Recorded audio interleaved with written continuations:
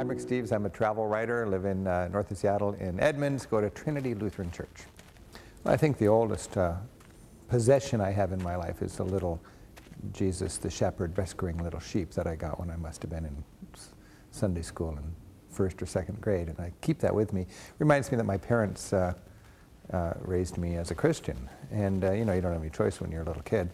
And then you have that time in college where you kind of go wandering around, and I remember just being emotional and crying about things, and it really occurred to me there's something more to me than just a guy who's looking for a job or looking to get an education. I felt the presence of God, and when I've been lucky to do a lot of traveling, and the travel really makes it clear to me that this is God's creation, and this world is just populated by what I see as, well, children of God, God's great creation.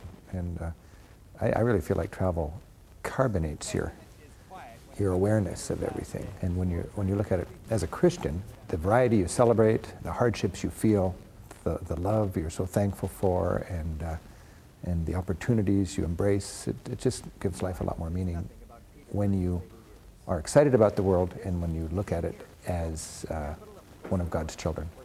So I spent the first half of my career just thinking of the simple aspects of travel, catching the train, staying healthy, finding a cheap hotel. And then in my travels, I went to, well, mostly the developing world, in India and Morocco and El Salvador, Nicaragua. Those are the places where I really realized, wow, there's a drama going on here. There are people struggling against structural poverty, and I'm connected to that. I really felt I was connected to that. And I started thinking about our faith with the perspective of somebody in the developing world, in part because I was very inspired by the strength of the faith of the people that I met in the poor world.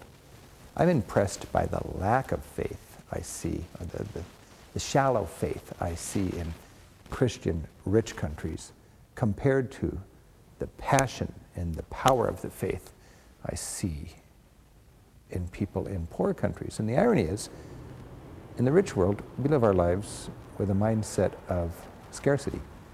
And in the desperately poor world, the people I met lived their lives through a mindset of affluence, of abundance. And I just thought, what's going on there? These people have, like, once a month they get chicken, the rest of the time it's rice and beans, and they live life like it's a party, like it's a festival. Like their cup runneth over. And in our society, in my world, we're worried about, you know, insurance and long-term security, and where am I going to go on my vacation? And it's very poignant. And when you look at that honestly as a Christian, and when you look at the world as God's creation and everybody on the planet is equally precious, boy, it's a poignant thing. And that's what I love about travel. And as a travel writer, that's why I like to bring that home.